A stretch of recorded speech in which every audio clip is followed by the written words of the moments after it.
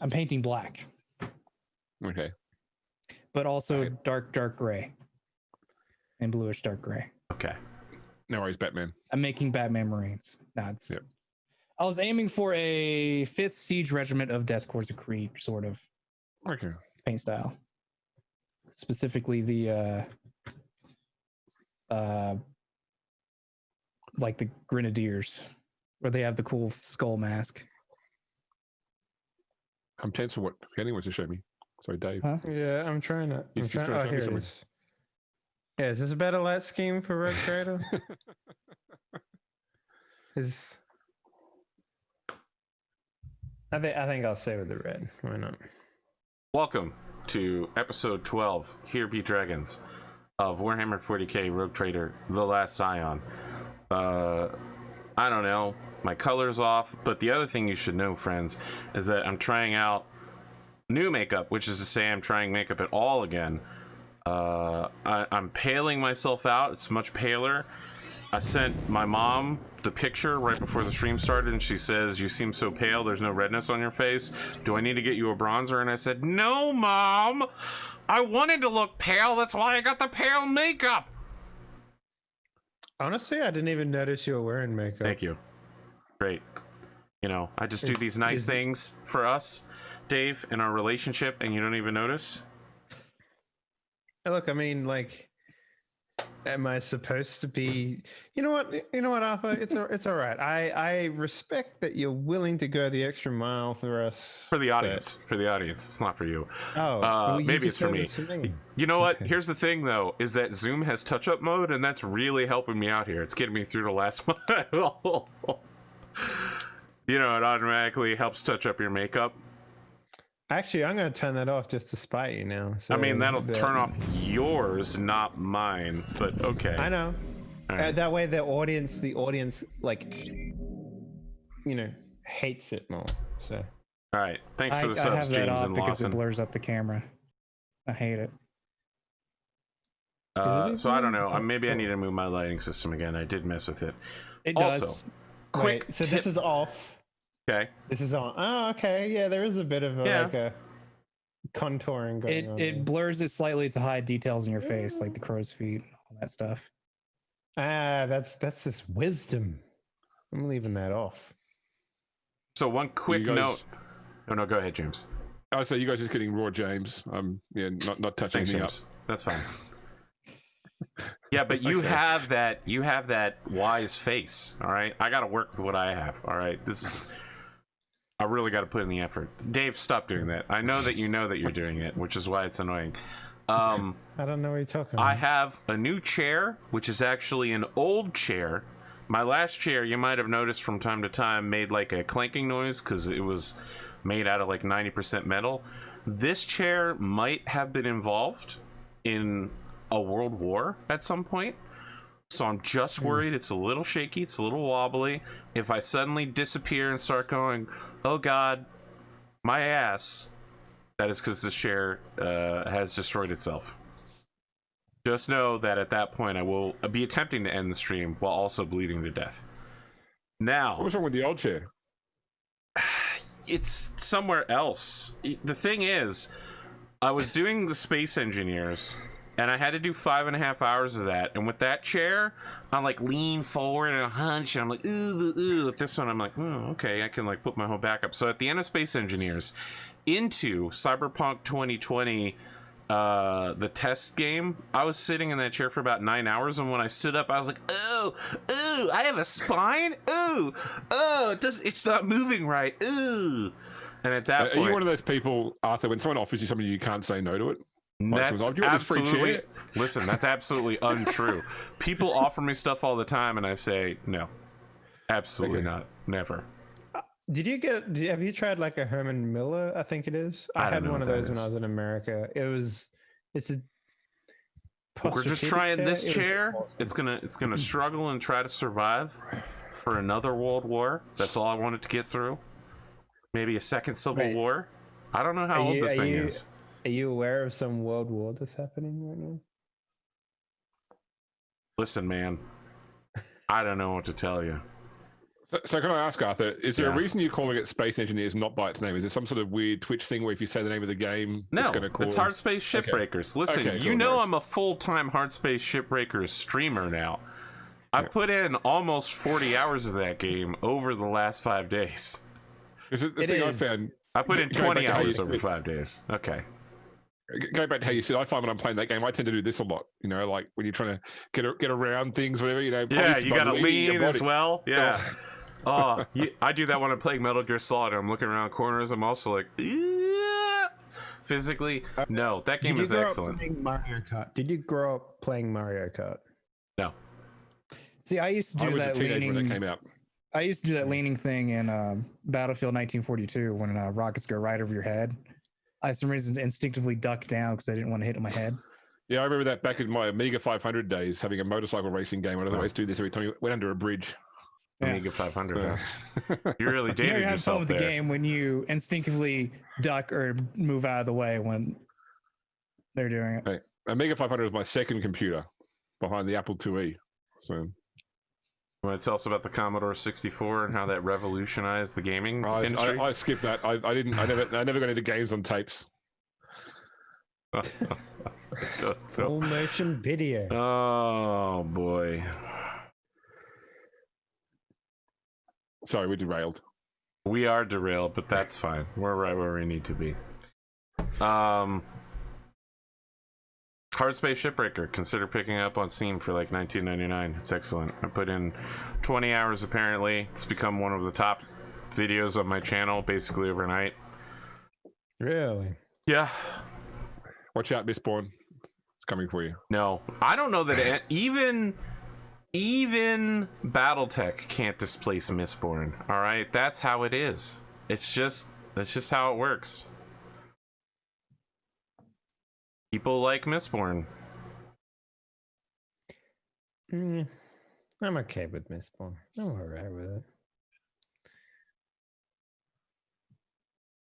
All right, look, Mistborn's at 20,000.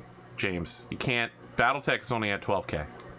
All right, we're so sidetracked right now with this pregame. All right, Henley, just did you do your intro before I lose it here? Now I've already lost control of the stream. That's just how it is now. Hello, I'm Henley. I'm Dave. Thanks for watching. Wow. All right, now James, you do your intro. I actually want to talk my intro. I didn't want to. I don't want to pass this one. I want to talk about Hardspace Shipbreaker. I mean, Arthur and I have this, united interest. I've only got 7 hours logged. I've got to say because I have a family. I've got to also pay attention to. I feel like if you talk about Hardspace, I'll talk about Hardspace, and we'll talk about Hardspace forever because it's a great game. And you know what? This is the perfect analogy that I have for game design. If you make a game that's literally just like, well, what if it's just like a dude with a cool chainsaw and he just cuts things, and that's the whole game. Someone will be like, no, that's a terrible idea. It needs to have more. It needs to have more mechanics. It needs to blah, blah, blah. I tend to find that if you make a game and you focus on one mechanic, and that mechanic is fucking so well polished and so well just thought about, that everything else can just blossom around it. And that's exactly what Hardspace is. Like I have over 200 hours logged on Steam with X Mechanic Simulator, whether X is car mechanic simulator, tank mechanic simulator, plane, train, bus, truck. I really get into those sort of just like therapeutic work games where, it's like having a job that you get paid for, but I just find it really therapeutic after having a job you do get paid for, which is soul crushing. have you played My Summer Car? No, I haven't. You should. I reckon you would enjoy that quite a lot. So let me give you the premise for this. Okay. All right. You're a kid. You've just turned like 16 and you live in the Netherlands. Okay. And your dad and your mom are just like, all right, son or daughter, here is your car. Now put it together. We're going to disappear for 3 months. Right. So basically you it's a life simulator mixed with the goal of building your car. And it's literally everything, like every single bolt you have to put into this fucking car. But at the same time, you have to like make money, eat, shower, go to the bathroom, all that sort of stuff. And it's set in the Netherlands, so you never understand what anyone's saying because they all speak, the language over there, whatever Dutch. it might be. I forget. Dutch. Thank you. And you basically have to like drive a moped to the grocery store and buy. It's great. It is fantastic. With the ultimate goal of building your car and then racing it. So definitely check it out. It never goes on sale, just so you know. Like they've never once put it on sale, and it always sells tons and tons. If you enjoyed that, if you enjoyed the little whatever, then you'll definitely enjoy this. It's like, okay, build the car, but they never tell you like, here's the instruction manual on how to build it. Like, nope, fuck you, just build the car. So I see it's highly rated on Steam, but I also see the very first review of it is I enjoyed peeing and smoking cigarettes in the shower. You can do that in the game. Yes. Wow, that's very explicit. There is a sauna in the game that you can turn on and then pee in the sauna to like steam the room. Like, all right, we're breaking Arthur's rules here now. Yeah. Okay. James, what else you got?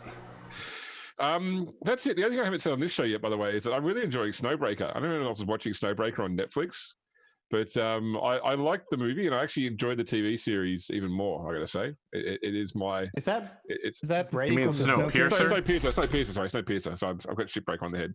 No, Snowpiercer. I knew you were talking about, even though you had the name wrong, because I was just guessing, because I hadn't seen it yet, because I was just guessing it was the sequel to Snowpiercer TV series. No, it's like a reboot sort of thing. It's not the same story, so it's the same setting, so to speak, but a different story. I have to tell you, I thought that movie was the dumbest shit I've ever seen. I was really disappointed in it. They were like, oh my god, we're eating bugs! We're eating bugs! Revolution and overthrow! And I'm like, people have been eating bugs for thousands of years. People eat bugs on a daily basis now, in real life. The fact that you would use bugs as the start of the revolution? What the fuck, guys? Like, why are people so afraid of eating bugs? So the social strata of the train is more defined in the TV series. They've actually, it's a more realistic social strata than there's a whole bunch of freeloaders in the back we just feed bugs to. They actually have a purpose in society as well. So wait, what is this thing? I thought it was like a cyberpunk thing. Is this not that? Snowpiercer is a train. The last train, the infinite train. The world is frozen over by winter, and it's the remaining humanities are on a 1001 car long train circumnavigating the world. Fuck yeah, that sounds awesome. Holy crap. It is executed terribly in the movie. It does. It does have one of the best villain speeches in all of history. Not necessarily that the speech is so good, but it almost convinces the hero. He's right there on the cusp of being like, that's it. All right. You're correct. I'm going to join you. Your cause is just. And then at the last second, he's like, psych, juked! Fucking dabs on the villain. Yeah, he does. He dabs his ass. That's one of my favorite tropes, is the villain being like, actually, my cause is really reasonable and just. Let me get my pamphlet for you and explain it to you. The idea that humanity's on a train and they're just chilling out, going wherever. That's the only reason why I'm still holding out for this new Metro game to come out on Steam, because I'm not going to buy it on Epic. But yeah, when it's on sale on Steam, I'm going to buy it, and that's going to be my train game. I'm into it. You have a game specifically for trains? Yes, it's called Metro Last Light, and you play as a Russian guy in the apocalypse who sits on a train. No, I mean, you just said train game. I assumed that meant... Yeah, you're on a train. No, but like, you have a whole category of games involving trains. Yeah, it's called... You know what the Polish word for train is? Train. Pociąg. Okay, well... And it's the funniest word ever to fucking say. I love saying that word. Pociąg. Pociąg. There you go. Say it. It's good. It also means the sound of a train, too. So, there you go. That's all I got, AP. On to somebody else. Hondo, we heard about you making your model at the start of the show. But what else do you have? That's about it. I've kind of just been keeping up with the 9th edition stuff that's been coming up, which I'm surprised James didn't speak anything about it, because usually he does these sort of things on this show. Doesn't he have a podcast for that? Yes, but he Look, also if you does it want on to here, milk too. the cow, you can't pre-milk the cow. All right, that's a known fact. I am I'm just enjoying saying, drinking Tau players' tears. Holy shit!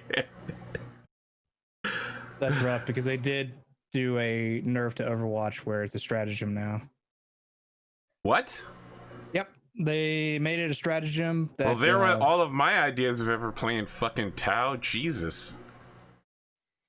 I mean, they still have their one thing. Right? Tau is the anime robots that are also socialists. So what? Okay, you're gonna have to remind me. There was a Warhammer game, like a video game, that had like a last stand mode, and you can play like one hero, and you have to like fend off waves of attackers and stuff. I That mean, was that sounds like- Space Marine had that. Space Marine had the sort of the multiplayer mode where it was just against waves of either waves No, of it orcs was or waves of a Tyranids. top. It's probably it was one of an the Dawn of RTS. Wars. Right. Yeah, Yeah, it was a people are Dawn of saying War Dawn game. of War too. Yeah, and they had one character in there, and I remember playing her a lot. It was like I want to say it's like a red-headed elf character or something, but sounds it like also had a Eldar. force field I think it's or Eldar. something. Yeah, Yeah. I don't know. I It don't was think cool. the tower in Dawn of War 2. I could be wrong. No, they're not. They're in 1, I believe, not 2. Yeah. I don't know how the game is. Yeah. Yeah, they made Overwatch a stratagem. They made it where you can't you can multi-charge, but you have to be able to get to everybody, not just the one person. And also, You can also shoot characters now as well. Characters have to actually be Yep. close to other units to be screened by them. So, within 3 inches. Yeah. But that means they can be in front of the people now. I think no. Oh, there's a weird instance where I saw it that they explained it. They can potentially be in front of somebody so long as there's other people in front of them that are hidden out of sight. But they have to be within 3 inches. It's complicated. Yeah. And I think Indominus is coming out. The set, they're not calling it a starter set, but the model set's coming out in July.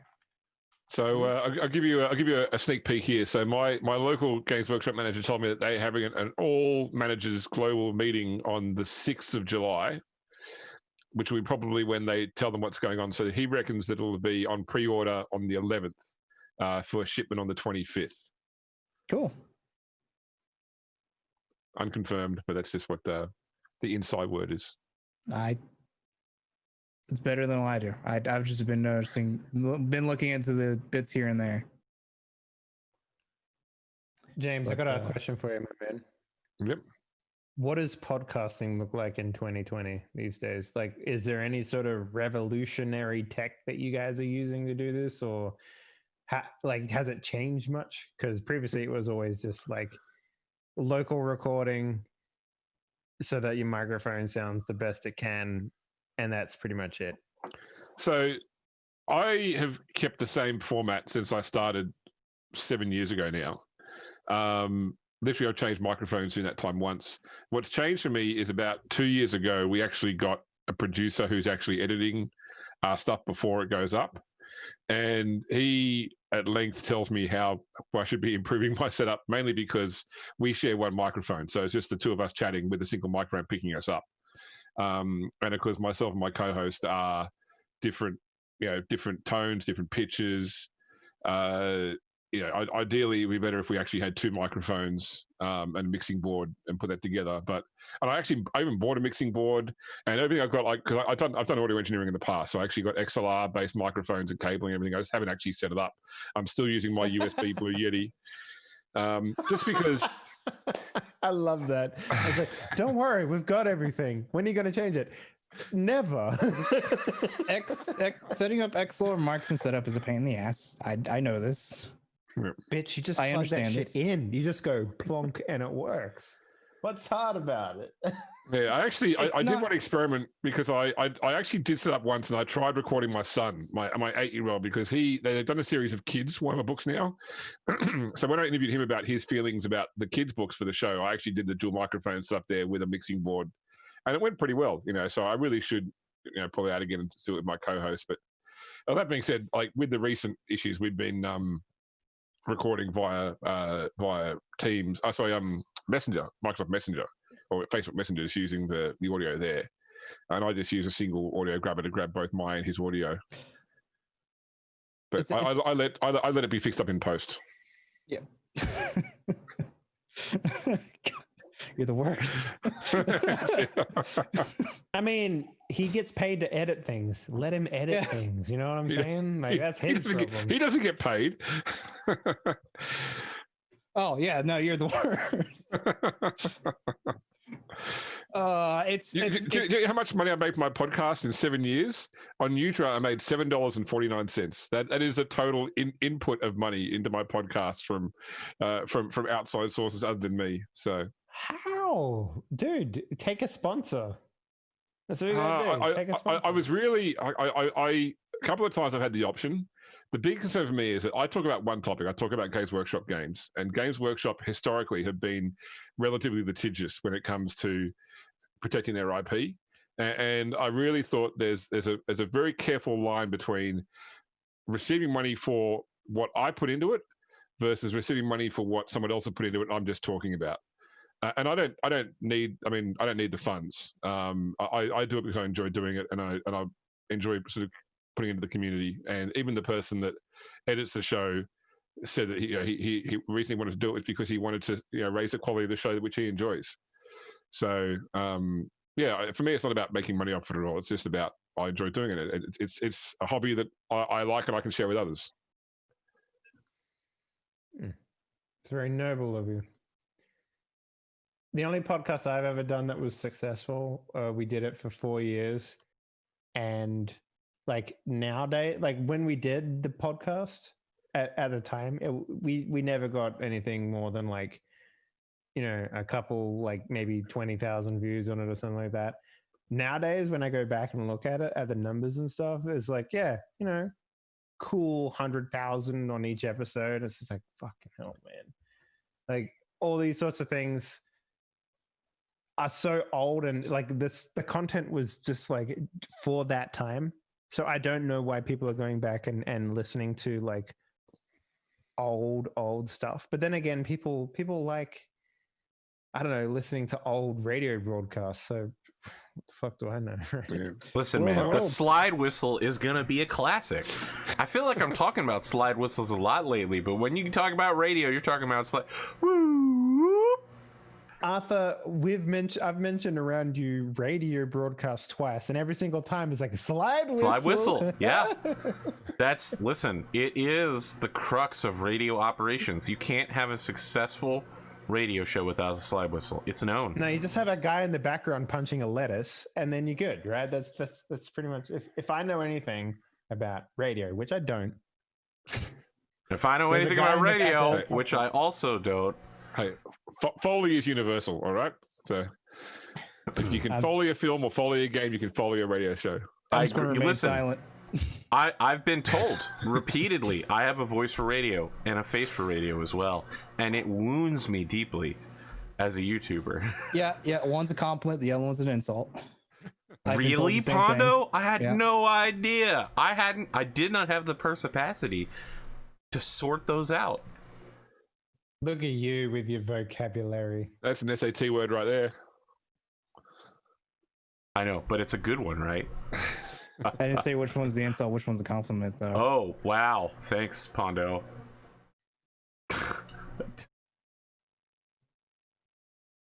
Face for radio. You have anything else going on, Pondo? No, that's about it. I did actually attempt to record, but it failed miserably. Was it because your microphone was backwards? No, it was a whole bunch of other problems.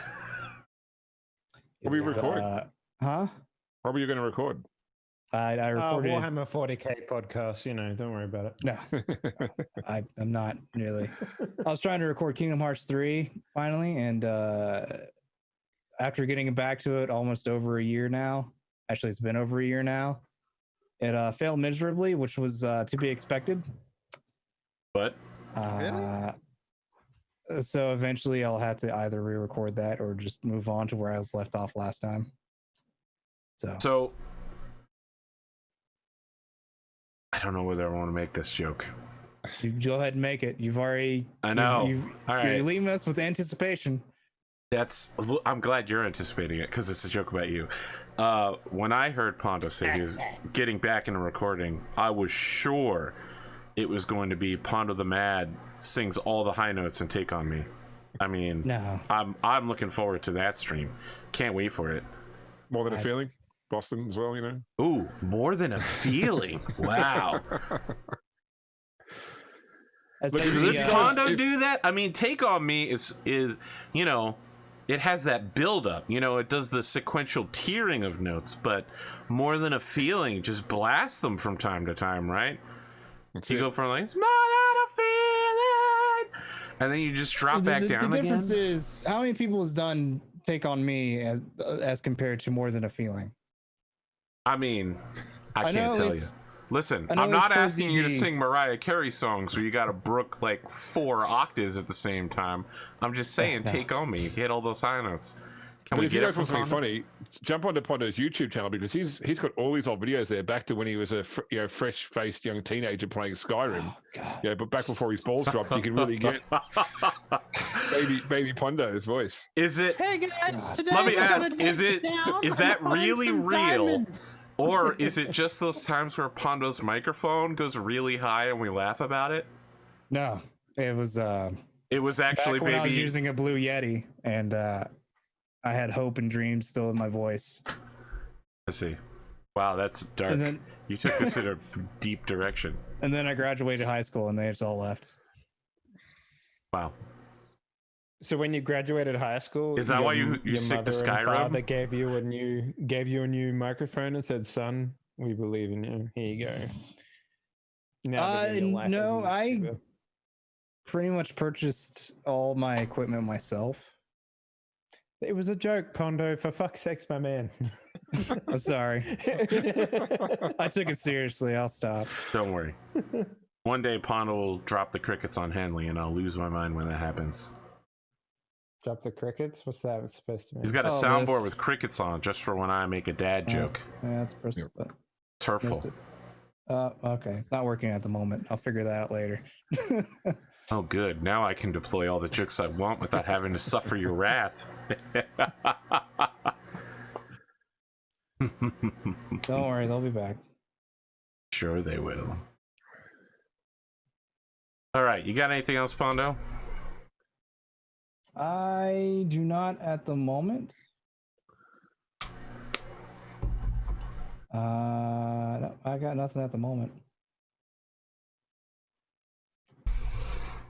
Dave, I would like to invite you to join the Roll20 game. Oh, yeah, we do that, don't we? We do that. Yep, that's right. You said doo-doo. Wow. I Wow, think that's James. funny. The Polish president's called Duda, which is even funnier. Just go ahead, James. All right. Previously on, I'll let you. There's a bit of exposition first. Sorry, guys. So get comfortable on your new chair, Arthur. Yeah, thank you. Such old chair. So previously on Rogue Trade: The Last Scion, we see Sister Dawn join the group on the promenade of Port Wanda. We watch as the group meets with Inquisitor Shrane and tells them all about all their dealings with Inquisitor Pendergast. We watch as the group meets with Inquisitor Pendergast and tells her all their dealings with Inquisitor Shrane. We see the group reboarding the Hand of Calixis, Inquisitor Shrane with them, and finally the Hand of Calixis vanishes into the warp. And the thought for the day is, he who allows the alien to live shares its crime of existence. So we open on a dimly lit corridor made of pale bone, a hallway within an Aldari ship. The normally luminescent bone is dull and lifeless, and what little light exists is provided by small chemical lamps staged unevenly along the floor at the sides of the hall. Tall, lithe figures move through the ship. Despite being at home here, each moves as if skulking through unfriendly territory, their beetle black armor reflecting the light of the chemical lamps, casting stuttering images around the hall.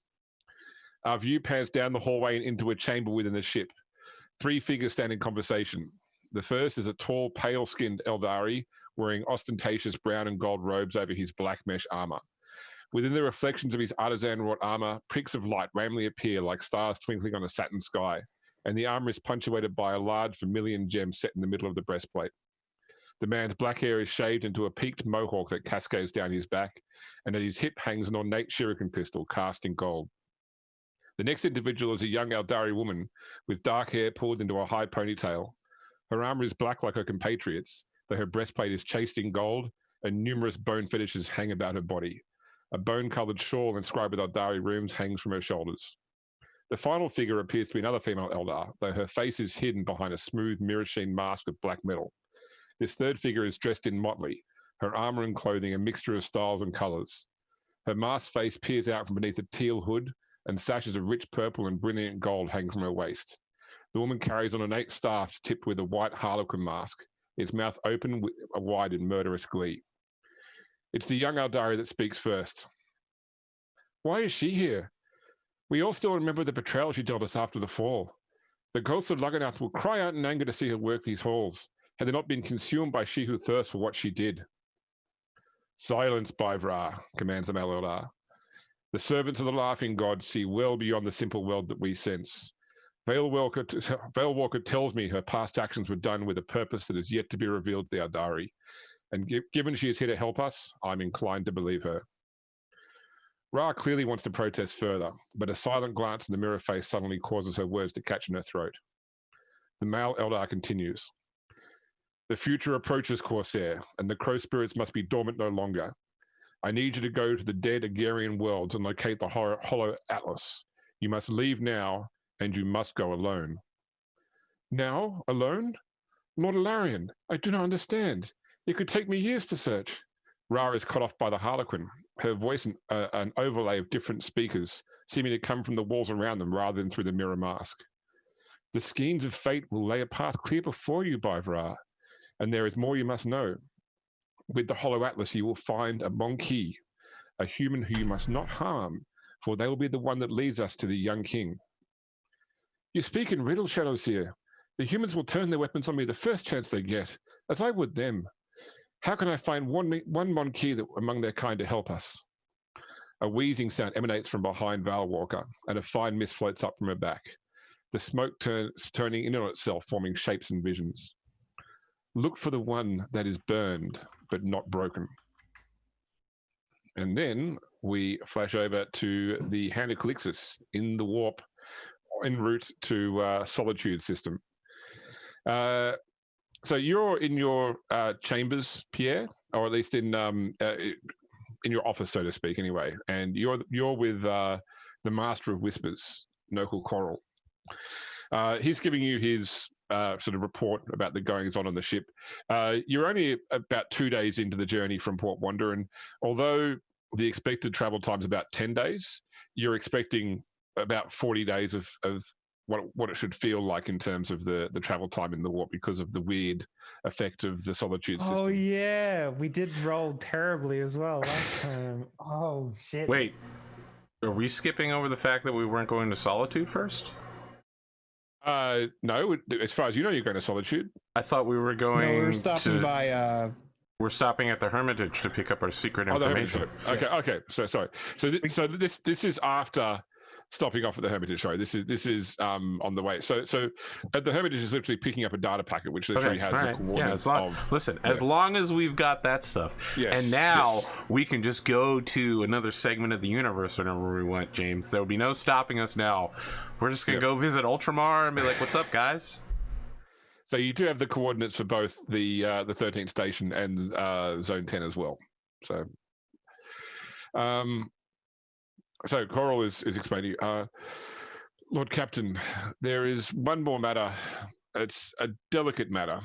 Normally, I would have taken this to the chief bosun as it relates to morale below decks, but unfortunately, she's involved in this matter.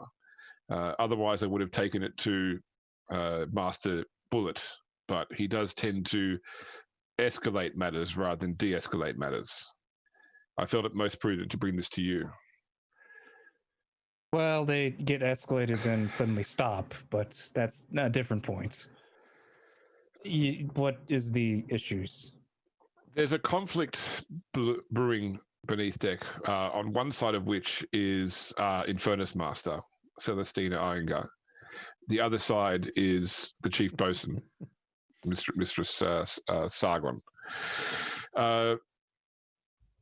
The Bosun has taken apparently some exception to Iyengar's interference in Sister Dawn's ritual, the ritual burning, and has been generally making the Infernus Master's life hard, co-opting her assistance and generally just schoolyard type things, just creating problems over the apparent dispute over Iyengar's involvement in the ritual.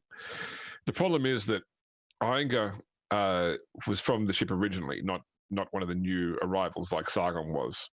And among some of those in the lower deck, she's, well, rather something of a folk hero. There was an incident many years ago that she was involved in. She saved a lot of people, got them out of a burning compartment that many others would have simply closed off and vented into space. And the story is well known among the lower decks. I fear that having the Bosun push this issue with Iyengar is going to begin to impact morale as they see someone that they should be supporting and someone they do support at odds with one another. And it all seems to stem back from this burning ritual, which I didn't see myself, I must admit. So the issue is that Bosun is at odds for someone trying to stop said ritual. Is that what I'm understanding? That would seem to be the case. It does seem that the Bosun she might be quite pious, but she certainly quashes any concerns from the crew about the new sister. Have her come here. I will speak to her privately. Is there any issue with the ritual still about Iyengar and Dawn and her rituals? Don't believe so. I don't believe the Infernus Master has spoken with our Confessor since. The issue is probably, yeah. It was one incident, although it may happen again the next time the priest wishes to begin a new fire within the ship. I honestly can't say. Very well. Have Bosun send Bosun up here to speak with me first, and then after that, have Iyengar speak with me next. Very well. He sort of does like a little mini bow and leaves. So shortly thereafter, there's a knock at your door, and in comes Spitzoni Sargon, the chief bosun. So she's, as you, I think, if you actually met Sargon before, I think you have. You would during the murder investigation. She came up. So I don't think I was there with the murder investigation. Okay, so you know that she's a tall, very well built woman with tank top and cargo pants, work boots. Okay. Looks like she could easily break you if she wanted to. Is this the Katachan sergeant? Yes, that's right. Okay, right. Yeah, gotcha. Yeah. She's the lady that looks to you and goes, "I'll break you," and you believe it 100%. Yep. Got it. Lord Captain, you wanted to see me? Yes, I heard that there was some conflict you had with Iyengar about the rituals. Well, the conflict is regarding the way that our Infernus Master disrespected not only our chief confessor, but a member of the Holy Orders of Sororitas. We, our vessel is richer for her presence. Before we were limited to lay priests, and now we have a member of the Emperor's finest has been provided to us, and yet the Infernus Master spits on that with petty matters of shipboard mechanics. The shipmaster is worried about the critical components of the station and making sure that the fires generated from said ritual is not spread throughout the ship. She is someone that has risked her life for others to not have died in fires, where typically they would be shut in and shot out to the void. Her concern is the safety of the ship, which is perfectly fine. I will be speaking to her about the rituals of dawn and having her work with her for the safest way to do these rituals that she wants to provide. I mean, I'm sure that the ritual would not exist without a safe manner of, well, as safe as one can be setting a person on fire. Yeah. But I'm sure. Yeah, I'm sure in the God Emperor's wisdom, there's no way the sister would ever willingly put this vessel in harm's way, and to infer that she would is a grave insult to the church. I'm sure.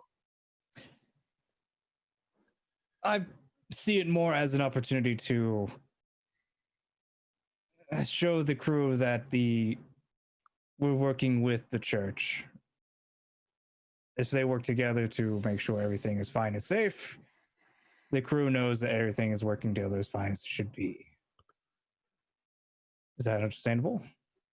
Yes. Now, all right. please. Well, I'll keep that in mind. And Captain, if you are speaking with Sister Dawn, please pass on my. I haven't had a chance to meet yet, but my welcome to the ship and thanks for bringing aboard the faith she has. Oh, okay. I'll be sure to do that next time I see her. All right. She leaves. Shortly thereafter, another knock at the door, and in comes Iyengar. So she is once again a similar stature to Sargon. So she's not lightly built. She's although Iyengar is all upper body strength, and like her she's definitely a lower decks crewman. So her uniform is sort of like sleeves rolled up, and she has numerous burn scars from where she's actively fought fires before as well. Otherwise, she has generally sort of pleasant features. She's just once again a very strong person. Whereas Sargon is very extreme. She sort of has that always on edge, ready to start a fight type attitude. Iyengar is more sort of easygoing, free flowing as she moves through. And you notice as well, she's wearing like a weight vest, she's wearing like a vest over the top of her tunic, which actually has weights built into it in order for exercise, basically. I was guessing for the zero gravitiness of space, but that also works. Yeah, I mean you've got grav plates here, so that's fair. You can take off the clothing, the weighted clothing, and power up. That's it. Yeah. Yeah. 79,000. Lord Captain, responding to your summons. Yes, I have an order, but I'm going to call it a request to be nice. I would like you and to Dawn work find some safe, appropriate areas for her rituals. It's as extreme and possibly dangerous as these rituals could be. I figure it'd be best to not fully quash them, but to have the crew participate if they wish in them, but have it in a place where fires are not as troublesome. If you understand. With all due respect, Captain, there's really nowhere on a void ship that a fire is not troublesome, but we can apply a risk management strategy to this. If the feeling is that we can't eliminate the risk by any of these rituals, then we can minimize it by ensuring appropriate isolation and controls are in place, PPE for those involved. Excellent. You can work with that with Dawn, can you not? Yes, I must admit I was a bit taken aback by the ritual at first. I didn't really know what to expect, and suddenly there were fires starting and people on the ground screaming. It was Obviously, people on the ground screaming on fire is a bad day for me, and I may have reacted accordingly. I fully understand. I know your reasoning for acting the way you did, but I felt it as a good opportunity to let some of the crew that deemed it so, that they felt appropriate to trying, since they've been cooped up near Regina 4 for a long period of time. Perhaps their faith could be used restoring and all that. Okay. I apologize if this has caused any trouble on the ship. I don't know yet. It seems the morale is fine at the moment. Nothing seemed number-wise changed, so we've still at 100%. Yes, well, I think that the crew is still quite optimistic about the recent changes and the new direction in light of the past. Thank you for your time, Lord Captain. And thank you. Doing a great job. All right, she leaves. Did you want to speak with anybody else, or are we done with that scene then? I'm done. Just Lord Captain's want to go back to do Lord Captain things. Okay, no worries.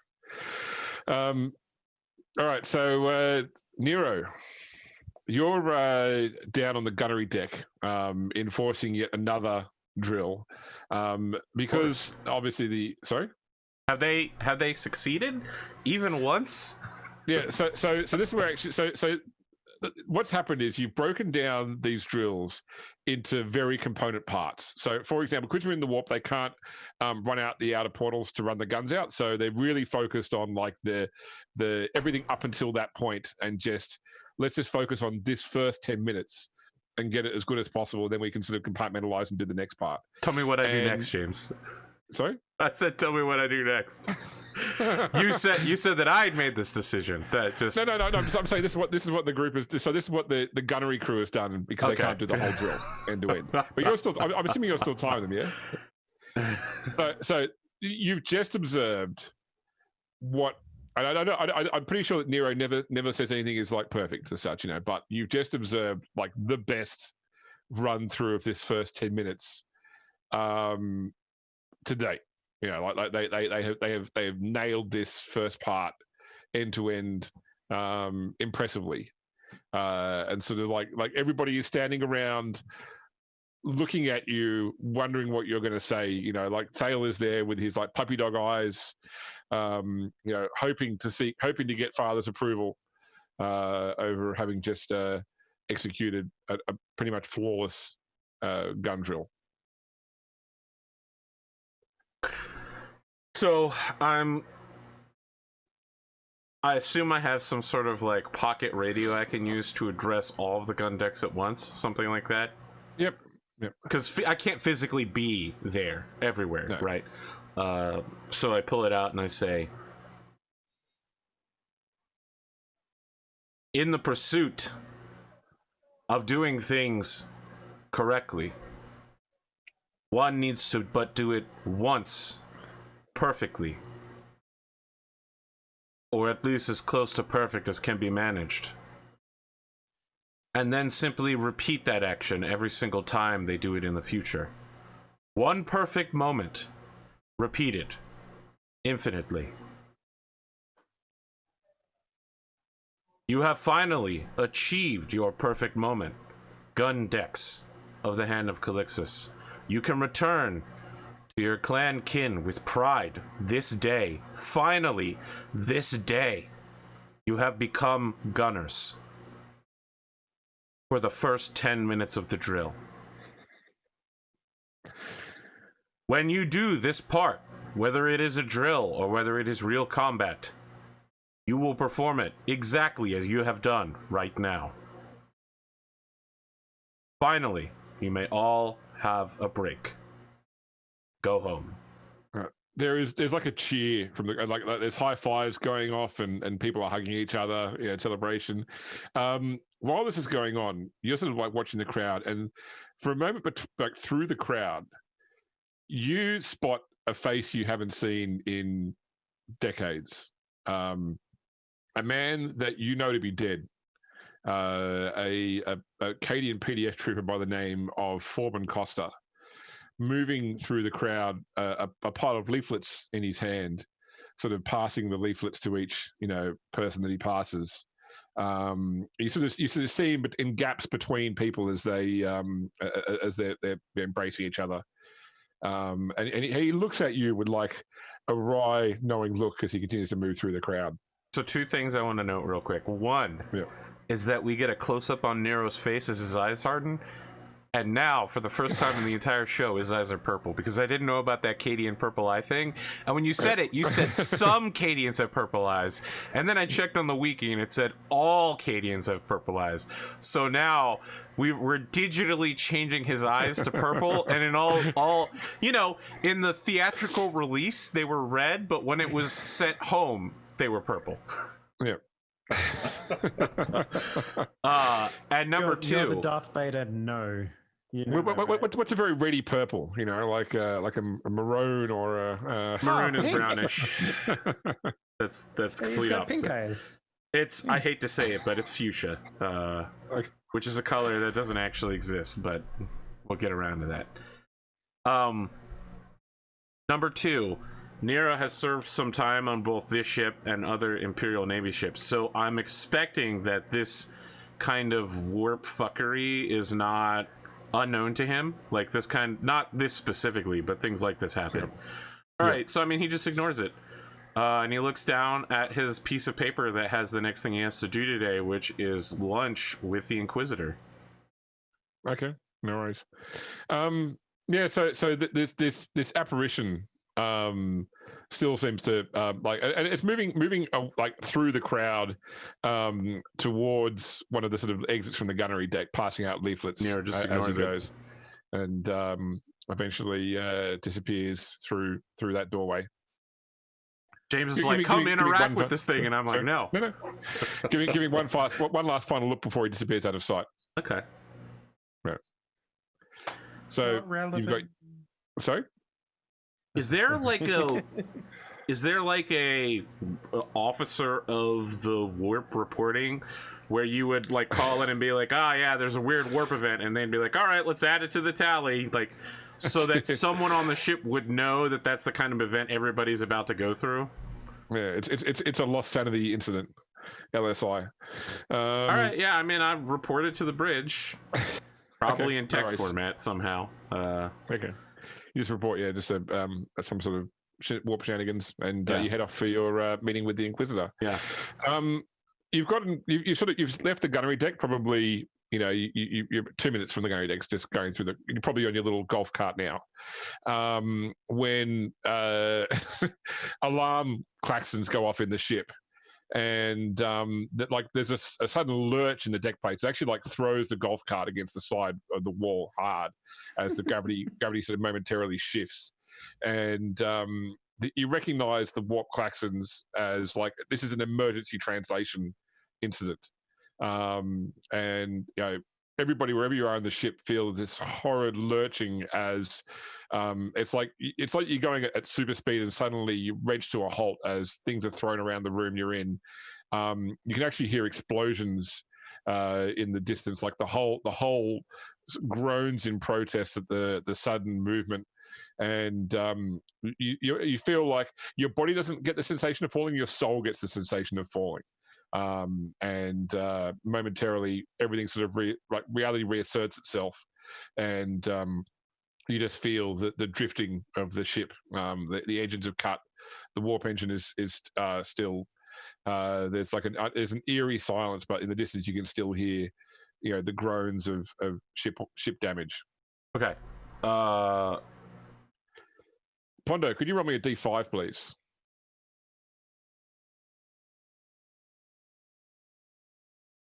I can, but I won't like it. Probably. Please do. 2. 2. Okay, so you've just lost 2 crew. So 500 people just died. Fuck. So I'm gonna immediately call the ship bridge and go, red alert, void shields active, run out the guns, damage report, put out the fires. Who's the officer on deck right now? The Lord Captain is here. Very well. So, Lord Captain, this is Nero. Can you hear me, sir? so you're on the bridge, Pondo, and like there's all the consoles. Everyone's currently like fiercely trying to work out what's going on, like pulling up sensors, bringing up shields, trying to get weapons online. I want to point at the guy who does the that has like the status monitors and whatnot. Yep. Can I physically see what causes to stop so abruptly, or was it just getting out of the warp? No, so effectively, yeah. What's happened is that probably someone in the navigation in the Oculus has pulled like an emergency, get the fuck out of the warp type thing, and you guys have exploded back into real space in a way that the ships aren't meant to. Right. Lord Captain, are you there? Yes, I'm trying to figure out why we stopped so abruptly. I'm on my way to the bridge, sir. Yes. Okay. Someone's like shouting out. So basically, what happened is like somebody at like a console's put their hand up, and the first officer's run over there, and so they're like showing him, and he's like yelling out what he can see on the screen. Ship's fully translated. The hull itself is intact, but we've got multiple breaches on decks 12, 16, 35. We've got depressurization events. Damaged crews are responding right now. Void shields are active. The etherics are up. We've got no response from primary gun deck at the moment. We've got the Lance is powering up, but we've got no response yet on the macro batteries. Have them hurry up and maintain the breaches quickly, and then someone get me the navigator on the line. Nero calls for the reserve gunnery crew to rush to the macro batteries. Okay, no worries. So people start jumping out of hot bunks and heading to where they're to stations they would normally be on when they're on the next shift. Okay, so what are you doing at this point, Dawn? You probably been tending to your chapel when the shit's all gone down. Things reasonable. I mean, right now, I think you said we were 2 days into flight, right? Mm-hmm. So, I mean, she's probably not really sure of what she needs to do herself or where a lot of her own places to be right now. So I imagine that she would be putting herself into her work, maybe trying to meet as many people of her flock as possible. But yeah, that's really about all I imagine her doing right now. Yeah, but I mean, after all, like, because pretty much everything in the chapel fell over in this incident. Like, probably you've had to put out a couple of spot fires from, candle sconces that have fallen over, or whatever. But the initial disaster is over. People that were in the chapel are probably running off to their duty stations as well at this point in time. So pretty much you're being left alone in the chapel unless you want to go and interact with somewhere else, like go to the bridge or go to seek help because there'll be injuries for sure. There'll be whether you want to go and help with the injured. Is there am I allowed to go to the bridge? Like, what's the deal with that? You're senior crew. Pretty much the top 4 ranks you are senior officers. You are bridge crew in a Star Trek sense. Okay. So maybe I'll just make my way there. I mean, I probably wouldn't call in because I don't think I would know too much about this, considering this is my first ship that I've been on, but I would definitely go to the bridge, probably. Okay. So, Nero, you arrive on the bridge. People are still shouting out what they've detected. You get a Vox is passed your way, Pondo. This has come from the Oculus, and it's not Rihanna that answers. It's one of like the assistants to the navigator as such. Navigator Zantai is injured but alive. She's unconscious right now. We're rendering aid. She triggered the emergency translation. We're not sure yet why. The other navigators, the secondary navigators, could tell us that we're not where we should be. We appear to have overshot our target. They're trying to work out where exactly we are. Could you maybe ask the Cardo Artifacts to head up here, and we'll see if we can compare what they can sense with his maps. Yes. Have him sent up here immediately. All right. as soon as possible. I practically want to see him sweating when he gets here. Well, they're asking him to go to the Oculus rather than to the bridge. Oh, yes. Yep. Yep. I practically want to see him sweating when he gets there. Okay. Nero, when you're on the bridge, the first officer signals you over to the station where he's at with the person who's doing damage control. Okay, I go over there. Yep. Master of Ordnance. I just want to be clear. My left shoulder mounted gun is looking in another direction, pulling in more information. Nero's not used to it yet, so his brain is still coming to process that he can look in two directions at once. And he says, yes, what is it? We've got a depressurization event in the main gunnery deck. Yes.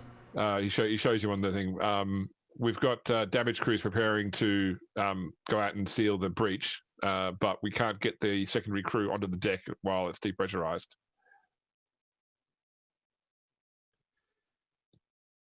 Okay, well, repairing the ship is not my forte. Yeah, but just letting you know, this is why the macro batteries are offline. We can't get the crews to the stations right now. Have we done an off-spec scan? Do we know where we are and what's out there? We appear to be in a star system. We're still trying to work out where exactly. We've got a sun. We've got multiple planetoids. Then, a hand comes up from the master of the Vox, Roos Marnet. This is the ex Imperial Navy pilot, not pilot, Imperial Navy, Imperial Aeronautica pilot. Sir, we're picking up a salvation beacon from somewhere in the system. Is that like a emergency call? Distress beacon, something. All right. Yeah. I say, pull it up, and then I turn to the Lord Captain and grab his attention. All right. Nero, Pondo or Pierre. Nero's got your attention. Yes. What is it? We have a distress beacon in system, Lord Captain. We didn't come out in the middle of nowhere. There's something here. Master of the Vox, pull it up. All right. It's an automated transmission. It's coming from the 5th planet in the system. It's Imperial. It's got an Adeptus Mechanica signal to it. It appears to be a salvation pod from the Eternal Praetorian. You guys can give me Common Law Imperium at +10, or has anyone bought Common Law Koronus Expanse yet? Nope. No. No. Okay, so Common Law Imperium at +10. I don't have Common Law Imperium. Okay. I mean, I do, but I'm not there. So. I have Common Law War. Can I substitute that for recognizing a ship? No? Not war. It's not a warship. Okay, Pondo, you recognize the name Eternal Praetorian. It was part of the Mechanicus fleet that disappeared looking to explore the sort of the far western fringes of the Koronus Expanse. Are you talking about the Hadrian, Hephaestus, something? Yeah. Oh, wow, that's really deep out there. Yeah. Sorry, Hecaton. All right. Yeah. So let me bring up the Koronus Expanse map for you guys. Rift of Hecaton. Yeah. So the furthest exploration was to the Rift of Hecaton that never returned. And this is those guys. This is one of the ships that was in that flotilla. That's a pretty big deal, because if I recall, the other ship that came back had like thousands of worlds in its database catalog. Yeah. Okay. I turn to Lord Captain and I say, this is a big deal, Lord Captain. This is a very important location. Well, I wouldn't say location. This is a very important ship. It could contain untold knowledge.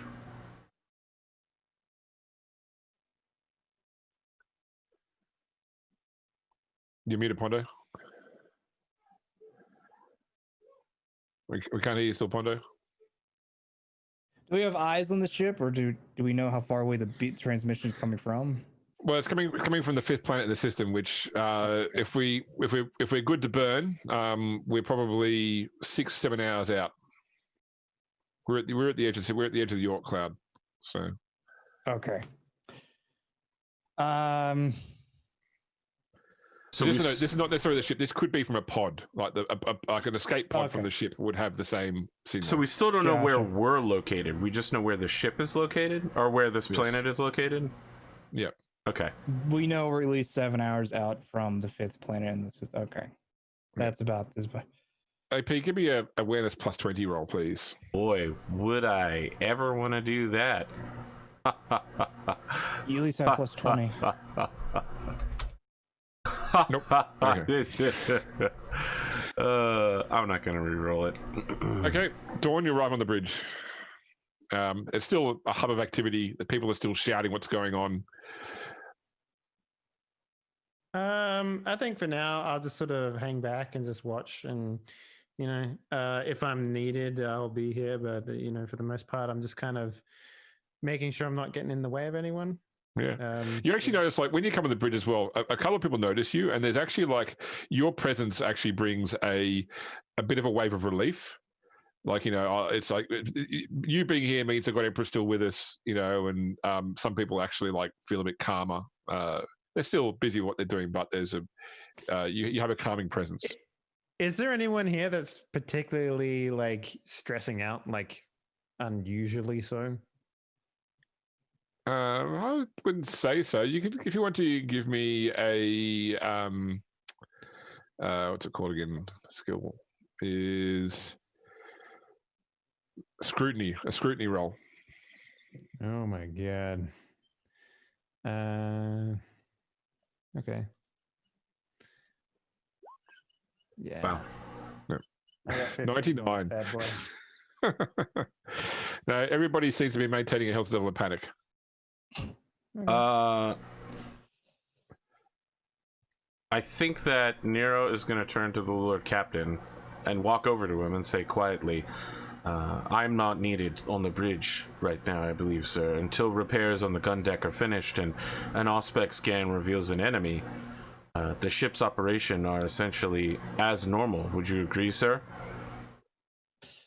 Yes, go make sure that everybody's doing what they need to be doing. I Get the thought ship perhaps back. I would catch my lunch with the Inquisitor. We were going to discuss inquisitory stuff. Is it about you pissing off the other Inquisitor? No, actually, it's about you might remember I'm on a quest of sorts, like a vision quest, in order to learn how to center oneself in the face of these horrifying events that we continuously encounter. And he gave me a very nice piece of advice. The piece of advice that I could physically use it to beat someone to death with. And I was hoping to speak with him about the contents of that piece of advice. Okay, go ahead. We have a very nice lunch set up, Lord Captain. If you'd like, you can join us. I can have another place arranged for you. I have a ship to run. You go ahead. He looks around and Nero's just like, do you believe your presence here will speed up the ship and make it go to the planet faster, sir? Yes. I believe you. If not, if they don't hurry up, I'll have you sent on them. I will keep my radio open, sir. Good. Nero leaves, but he acknowledges Sister Dawn on the way out of the room. And gestures that there's like a spot where Nero normally hovers to look over people's shoulders, and gestures for Dawn to go over there. I nod appreciatively because I probably look like a fish out of water at this point. So I go over there and like, what is it, like just like a spot? No, it's right next to his gunnery chair, but from there you can look down on everybody else on the bridge. It's you're on the tier 2 spot. You're not quite up at that tier 3 with the Lord Captain, but you can look over everybody who's physically beneath you. Oh, okay. She goes over there because she thinks that it's like the spot that's been designated for her, if there is one, but there probably isn't. So yeah, she will go over there and just sort of stand, and if anyone needs anything of her, she'll be there. There's probably a panel somewhere indicating the status of the hexagrammic silver armor on the outside of the ship. Yeah, so there actually is, and looking at that panel, from what little you know about the way these hexagrammic wards work, is that what could have happened without that was actually much, much worse. You would have probably had, like, there would have been a breach prior to, like, the Gellerfield would have fallen prior to actually exiting, and you would have been dealing with demons. It kept the Gellerfield intact long enough to get you out of the warp. This is that thing that made us re-roll, right? Last session. That's right. Yes. Yep. It's a good thing we wanted to reroll. Now we I just get see it, dead yeah. people. So you get another call, Pierre, from the Oculus, and Vincent Rosen, the card artifacts' voice comes over the comm. Lord Captain, I've sat with the navigators here and gone through the charts. I've had Lady Zantai taken to the infirmary. She has injuries, but she should survive. I believe, based upon what we can find here, that we are in the Ageria Abundus 12 system, just on the far side of the Agarian Dominion. So looking at roll 20, guys, you're about here.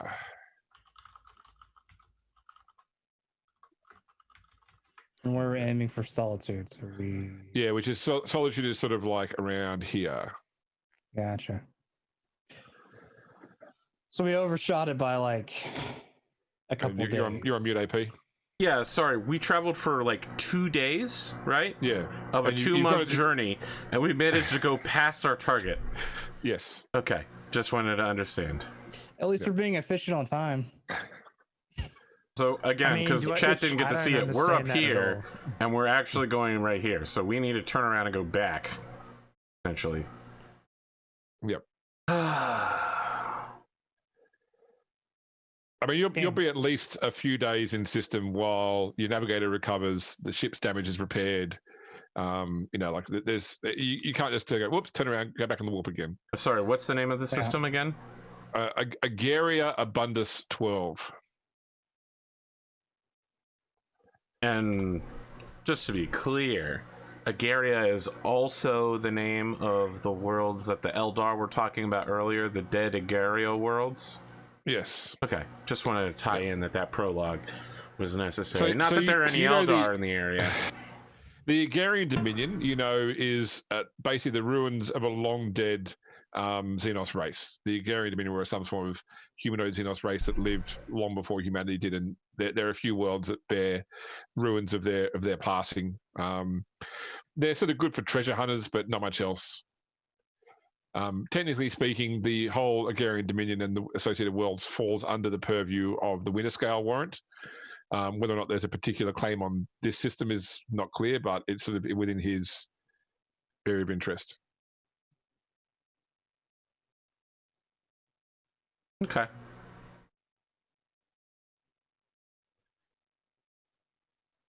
Okay, so you're heading off to see the Inquisitor? Yes, I am. All right. Pondo, do you want the ship to start making its way towards the Salvation Beacon? Yes. Okay. All right, let's do the Inquisitor then. So you find the Inquisitor's probably in his quarter. So have you invited him somewhere, or are you going to his I invited him quarters, to fancy person lunch. Okay, no worries. Because I speak High Gothic now. And we have good food on the ship. Listen, I asked you about every part of this so that I would be ready to have this meeting. All right. So like some serfs are basically just like cleaning up the dining hall, like putting the furniture back again, putting all the flatware back on the table, removing any broken stuff, and bringing out the food that you've organized. And the Inquisitor is waiting there in his finest black trench coat. I say, Inquisitor Cassius Rain, please sit down. I've arranged for a wonderful afternoon. These are ploin leaves rolled with ground snow ox and cabin nuts. Excellent. Should I be at all concerned about the sudden translation? Is everything okay on the ship? No, the ship did explosively decompress in several parts, and we appear to be missing part of the main gunnery deck. I'm sure if the captain feels like informing the crew about it, he will. He seems to be preparing for an etheric run in system. We're in the Agarian Abundus 12 system, and we're receiving a distress beacon from the 5th planet in the system. Just filling you in real quick. Imperial distress beacon? Imperial Adeptus Mechanicus. Well, hopefully your captain is willing to render aid. Well, it's even more interesting, actually. The ship sending the beacon is one of the Lost Hecaton's fleet. The Eternal Praetorian, I'm told. Yeah, that's a ship with a colorful history from memory. It sounds as if you know more than I. Perhaps you'd like to share. I've heard the name before. I believe that it was originally Mechanicus ship until it was lost several hundred years ago elsewhere in the Imperium, and turned up here about 100 years ago at the Witch Curse world in the Moor. It was found adrift, and a rogue trader, I think, collected it. I heard it had changed hands several times since then and ended up in the hands of the Mechanicus once more. But certainly it has an ill-omened history. Well, we did just explosively decompress on a warp translation, and it appears that our hexagrammic wards were injured in the process, and our navigator is injured, so yes, everything I know about this Eternal Praetorium seems to indicate it is, in fact, cursed, and everything that gets near it turns to shit. Well, that shouldn't stop us from rendering aid, though, if we can. Correct, of course. That is the captain's call, of course. I believe he intends to investigate. He is a curious fellow. Yeah, let's see what these ploin leaves are like, shall we? Yeah, I was like, about the ploin leaves. I wanted to talk to you about the... And I look around to make sure that there's no one nearby when I begin to talk about the heretical document he handed me. Is there anybody nearby? Like, I don't want to be like, Xenos Maleficarum, and then the Inquisitor's like, well, no, I have to shoot all the servants that are within hearing range. I say, obviously I haven't made my full way through it. I'm just 9 days into learning High Gothic, but I've been perusing the specific chapters on how to steady one's mind. And I was wondering if you had any further advice. I have encountered much out here in the Koronus Expanse that could turn a lesser man insane, and I simply want to achieve the kind of peace of mind that one would find in a Deathwatch Space Marine. So, first I should point out that you do understand that Deathwatch, all Space Marines are subject to hypnodoctrination, which renders them immune to what would be classically called fear. Yes. Yes. And you're obviously too old for such hypnodoctrination, but there are still techniques that can be used to shield the mind. I was hoping like a meditation or a mantra, or maybe like a pill that you can take one time. So there are two things that you can do to strengthen your own mind. I see. Okay. The first thing that you can do is, like you say, is to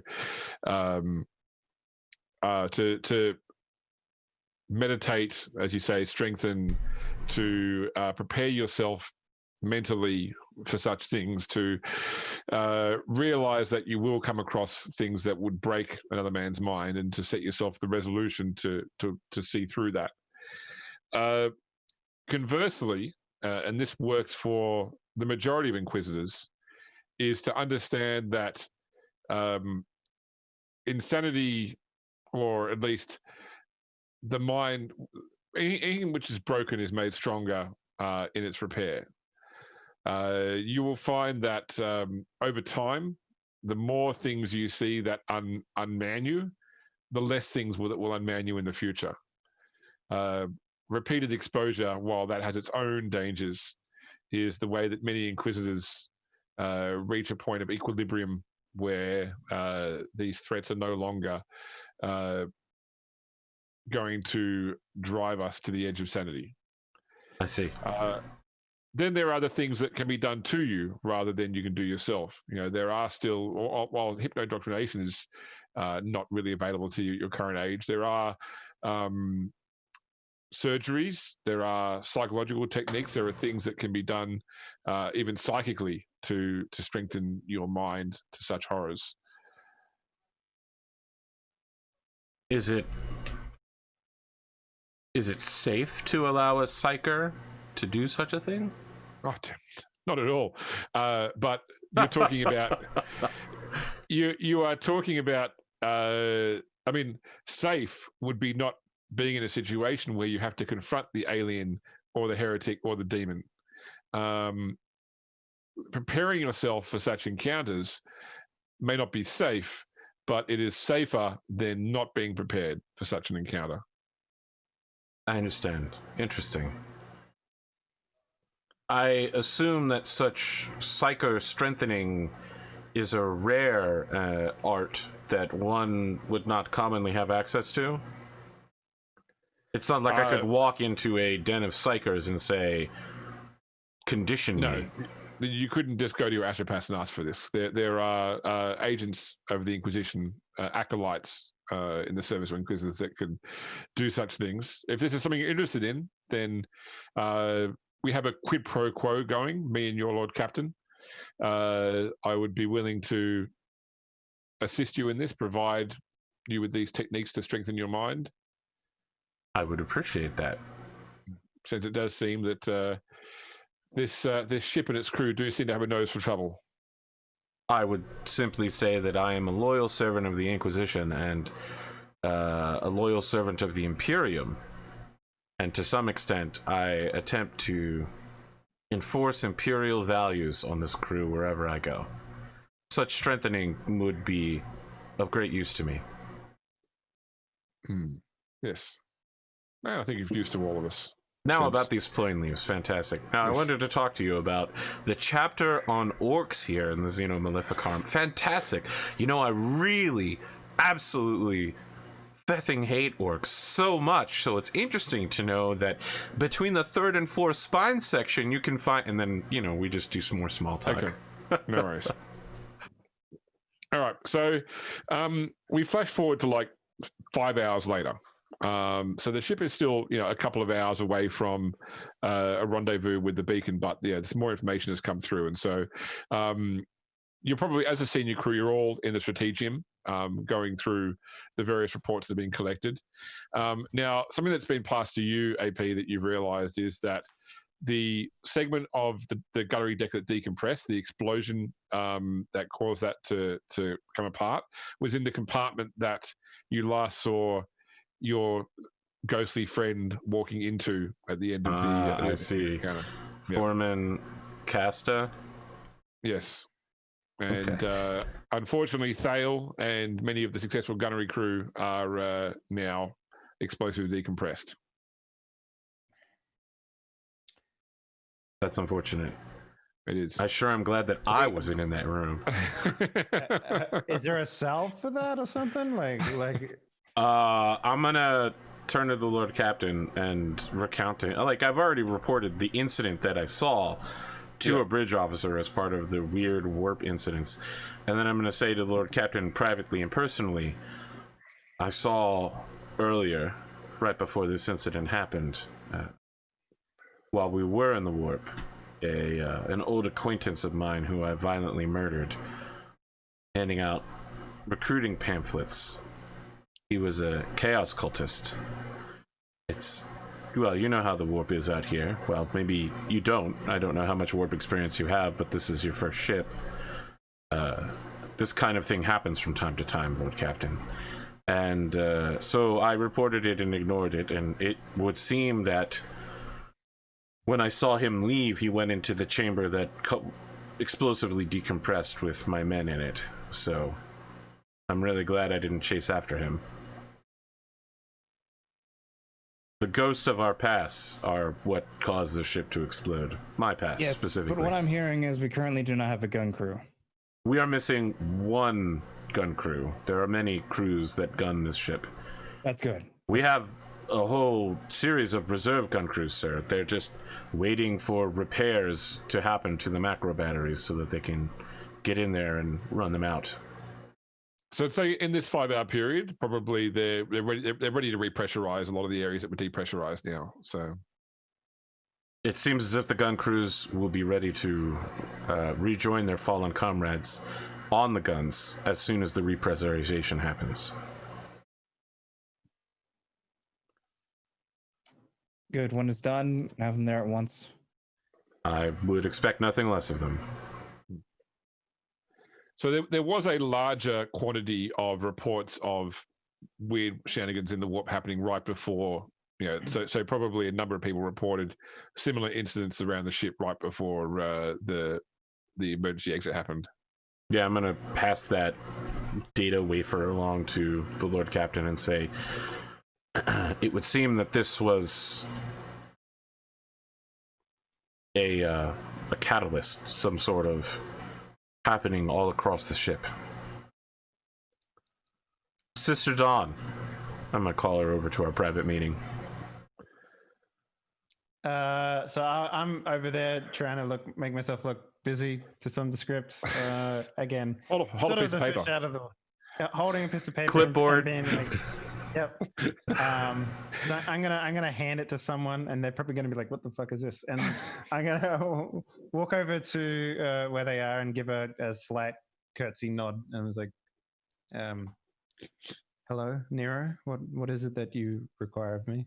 There was a series of incidents across the ship right before we detranslated, with the ghosts of former dead. I mean, I saw someone I personally killed. I don't know about the rest of the people.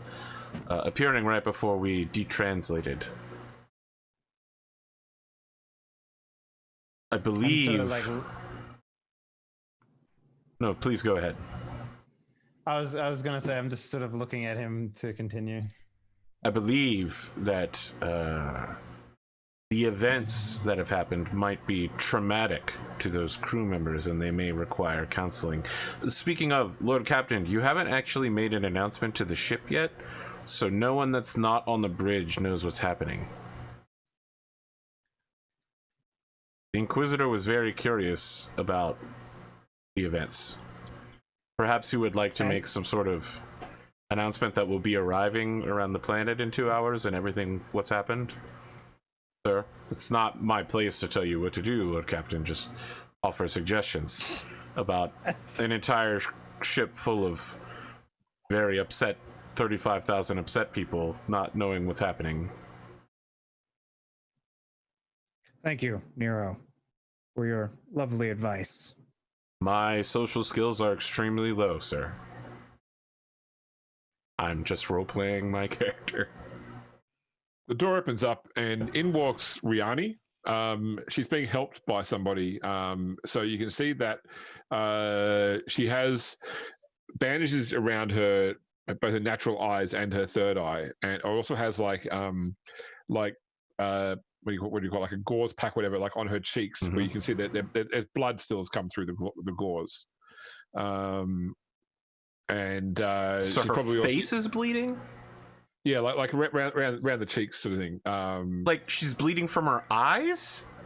No, like the blood doesn't seem to come from beneath the bandage. It seems to be like just those sort of white gauze packs you put on top, and you can see like the blood has come through to the edge as well. Yeah, it's probably not still coming out, but it was put on there when it was still bleeding, and so it hasn't been changed yet. But just to be clear, was she bleeding from her eyes? No. Okay, just from her head somewhere. Yeah. Okay. That's it. So she's right now she's effectively blind because she has the bandage on, and she's being helped by someone, and she's got a limp. She looks to be in a not a great state. You also notice that her fingers have all been bandaged as well. So like the tip of each finger has a pack of bandage around it, which is also a bit bloody. I'm gonna say, Riani, excellent work with the emergency detranslation. Can you please report to the Lord Captain what has happened? Yes. And she looks somewhere like over there. It's over towards my voice. He's standing right next to me while he's sitting on the command throne. Is she being assisted by anyone? Yeah, she's got a person that's like helping her move around. Yeah. Okay.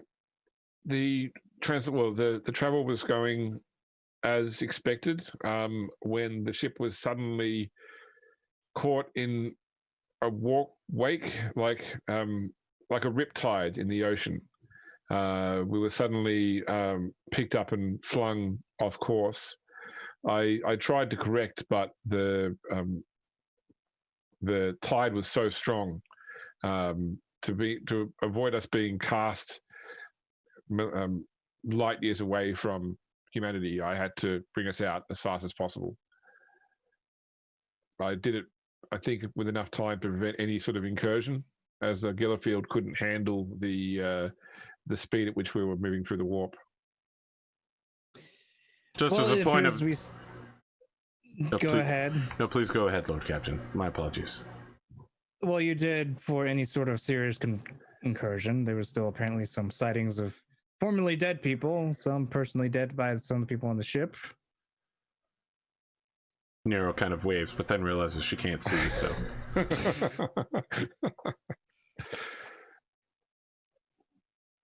Well, we're relatively close to where our mark is, as in we're not actually. We appear to have overshot it. Although it's in only 2 days we got here this far, so... So the art of Cartifex was in the Oculus. I'm sure she knows all this already. She was unconscious for the most part, so I don't know if she didn't know. She's probably... I've had some briefing from the other members of the navigation crew, but I know that we are near the Agrarian Dominion. Excellent. How important is this NPC? If she dies, we can't move the ship. Okay. So we can move the ship just very slowly. Dawn is gonna go up to her and sort of start tending to her wounds, like to a degree. And after seeing, like, because it seems like they're fairly serious, correct? So from what you can tell medically, when you sort of examine her, it appears that she has clawed at her own face with her fingers and like scratched bloody ribbons out of her cheeks, and also like cut up her fingers from the effort of that as well. That's normal. And in terms of like repairable damage, like her eyes like permanently? No, it's like she has exercised force of will to prevent her from clawing at her own eyes, and as I said, clawed at her cheeks. Like, okay. like the body's initial reaction would be to gouge her own eyes out, but she's managed to sort of like just push that sensation a bit lower and instead carve in her flesh. And out of curiosity, like how much like is she like a good looking woman, or like did she not care about her appearance before? So the thing about Riani is all navigators are a form of mutation. They're an accepted form of mutation, but every member is different. So Riani has a beauty about her, but she also has this way of moving that is inhuman. I think in the original show I equated it to, have you seen Mars Attacks? No, I haven't. Oh, okay. So basically, she just moves with this sort of inhuman grace that seems sort of unnatural. So you could say that she's attractive, but there's something about her that is just not quite right to the human mind when you watch her move as such. So she's also very sort of thin, like she's got like a bit of an emaciated frame. So there's not much muscle to her. She doesn't look starved. Just she's got like a ballerina's figure, but tall. Okay. So I'm going to, remove her bandages. If she allows me. Yeah, I mean, once you identify who you are, she will. And then I'm going to say, it is a shame that you've ruined your face like you have, but when you do great deeds in the name of many like you have, it is fitting to reward someone of your bravery. And she's going to attempt to do a divine administration. Yeah. Yep. To instantly and hopefully correctly repair the damage that she's wrought upon her face and fingers. Yep. So you can still make a Medicaid test just because it adds to your basic Medicaid. So okay. I've also got a med kit here as well. Okay, so you get a base plus 10, plus another 20 for the med kit, so you're at plus 30. Okay.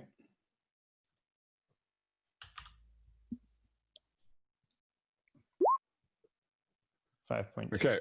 No worries. So that will. So you automatically heal her for your intelligence bonus in wounds, which is 5. So 5 wounds.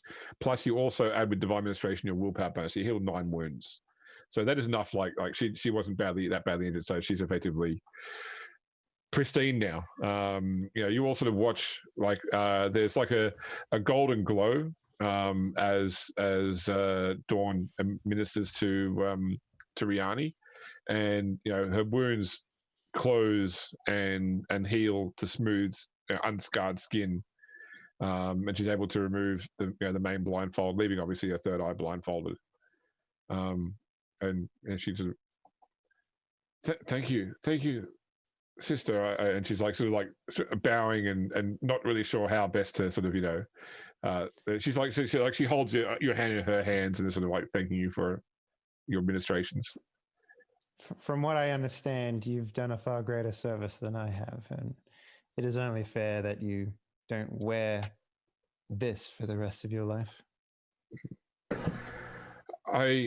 Lord Captain, given I'm much better now, I should return to the Oculus and begin making preparations to identify how to get us back to where we were going in the first place.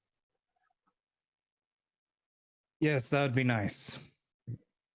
In the meantime, we'll be investigating a distress signal that we received. Yep. Okay, it's so probably also worth pointing out that when she did this, like she would have removed all of her gloves and stuff. And for anyone paying attention, her hands are like horribly burned, just like absolutely horribly burned. And when like basically it was almost like she was using her hands to touch the wounds when she did the divine administration. So, but now that that's over, she sort of douses her hands with oils and then like puts the gloves back on her hands after she does that. Hand sanitizer? Well, more like God Emperor sanitizer, I guess, would be the terminology. So First Officer Parrington brings up on the display what the augurs have picked up. So he explained it. So we've scanned the 5th planet, and we've found that the 5th planet actually includes 66 different moons, some of which are orbiting the planet, others of which are smaller moons orbiting the minor moons. It is a mess of gravity pools, and right at the center, in some sort of Lagrange point, is a Lathe class light cruiser we believe to be the Eternal Praetorian. It's powered, but stationary. It seems to be held in a stable position by the various gravitational forces. The salvation beacon is coming from the ship, so it appears to be coming from a pod, but the pod has not been launched. So effectively, somebody on the ship has triggered the beacon without launching the pod. We are picking up multiple life signs from the ship. We're also picking up some life signs from the polar region of the planet itself. This is Agarius Abundus 12F. But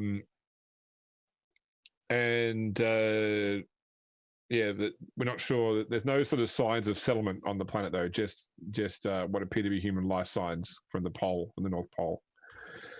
The issue is that we probably can't get the hand much closer without risk of damage from interlaced gravity fields from these dozens of moons.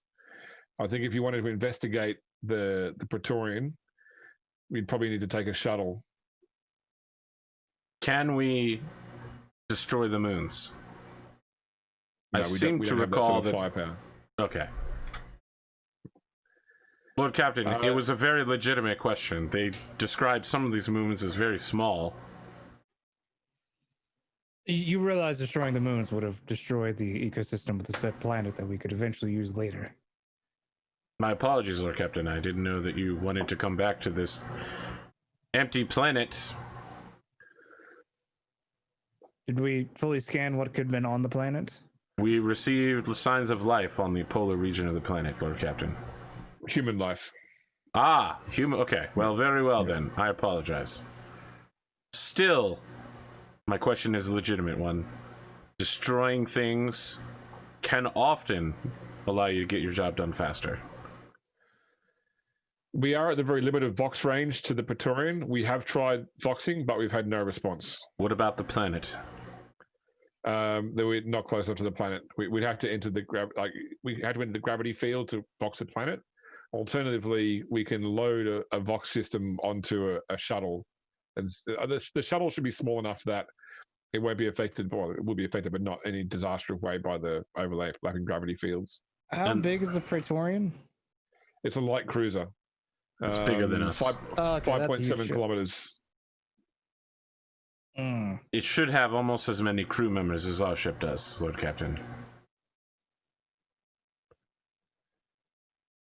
I can't even say it's like that. We already scanned it. There's no forms of life on that ship.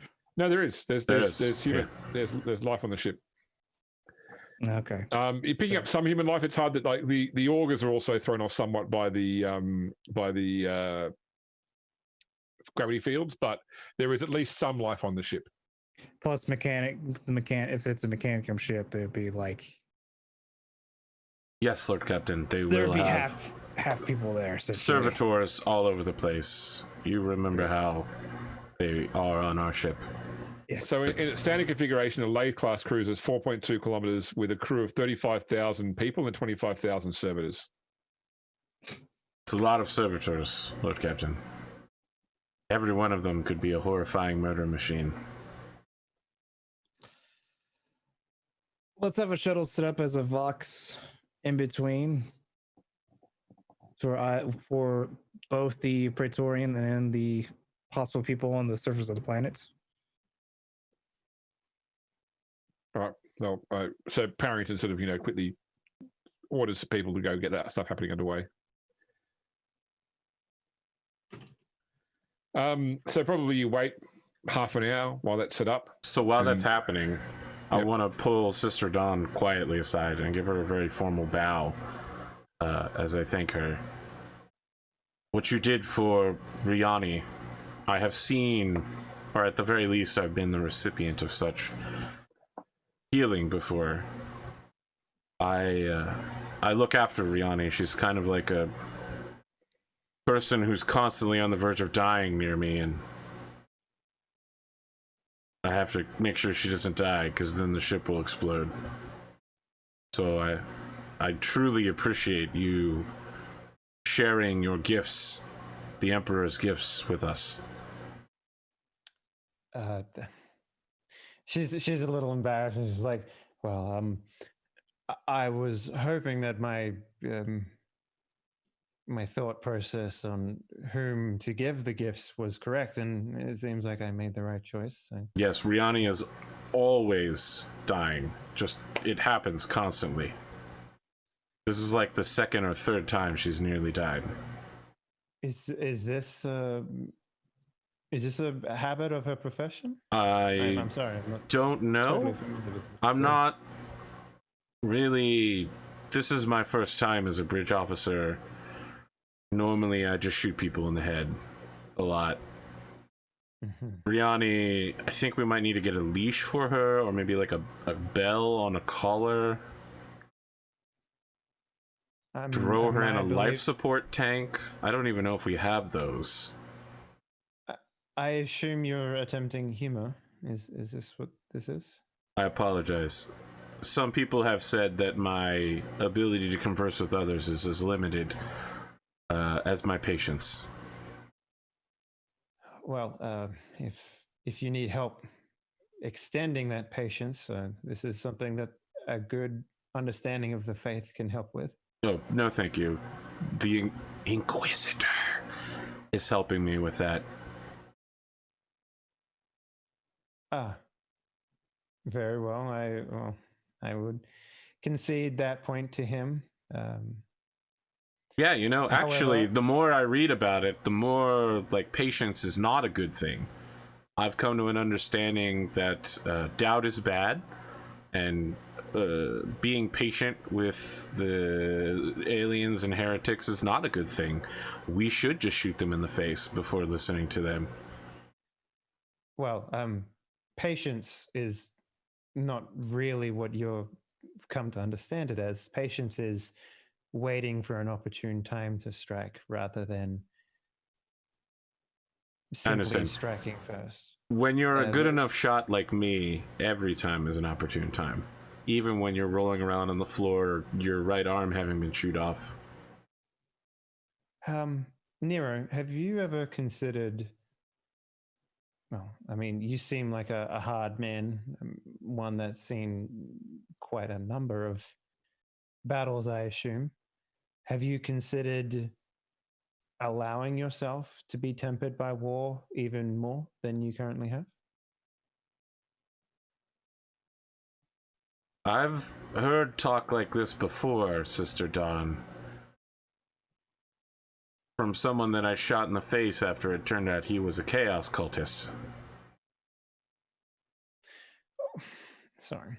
Let me elaborate, please, before you draw your weapon. I mean, wiggles his shoulder-mounted gun. He's like, my weapon is always drawn. My other weapon is always drawn. I see. What I mean to say is that through adversity, we generally grow stronger as people. No, I often find that in adversity, you either overcome it or it leaves you weaker for the next thing to kill you. That is a weird thing to say. I feel like some people are just born really good at stuff. I'm really good at surviving. The Lord Captain is really good at telling people what to do. Like, weirdly. The Abbey actually has sent out a lot of our sisters on as missionaries for the simple case of being able to feel and understand the extremes, being able to experience them.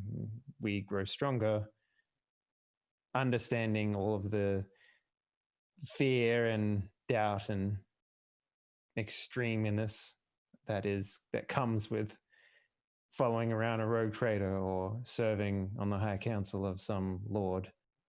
Interesting. Between the Inquisitor and the previous sister aboard this ship, they mostly indicated to me that doubt is a bad thing, and I'm starting to come to the idea that they're correct. You should just do whatever you feel deeply in your heart that was instituted in you long ago by the Imperium. What led you to that conclusion? Killing.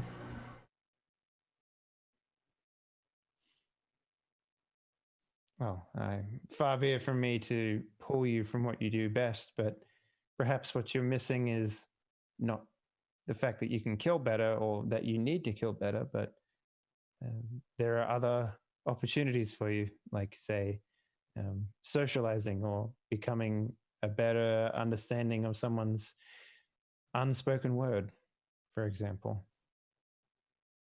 I find that people are afraid to socialize with me. I can see why. Thank you. And that was not a compliment. You might not see it that way. I see. Have you ever considered owning a dog? No. Or something along those lines? A creature that is required of you for protection and for food and sustenance? We have Riani. That is a human being. No, she's a mutant. One that is proven to be very useful and loyal, accepted by the God Emperor as one of the chosen. So I mean, I gotta tell you, James has indicated to me that, like, my character has been instilled with an automatic rejection and hatred of mutants as part of his Imperial upbringing, so... Well, I'm not sure who this James is that you're talking about. I'm talking to you directly, Dave. I wasn't saying that in character.